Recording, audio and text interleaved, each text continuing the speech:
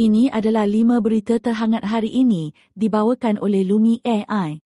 Misi Kemanusiaan Global Sumut Flotilla menyediakan SOP kecemasan termasuk kod keselamatan dan tempat berkumpul bagi menghadapi ancaman.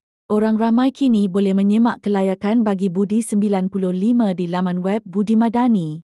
Seorang tukang masak didenda RM6,500 selepas mengaku bersalah mengajak wanita melakukan hubungan seks.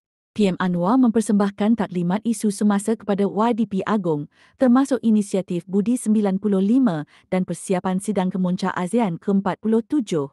Seorang DSP Polis didakwa kerana mengabai notis SPRM dan gagal mengisytiharkan perolehan harta bernilai kira-kira RM80,000. Klik pautan berita daripada Kosmo, Sel Seismik, Harian Metro, Getaran dan Sinar Harian. Semak kembali esok untuk ringkasan berita terhangat harian.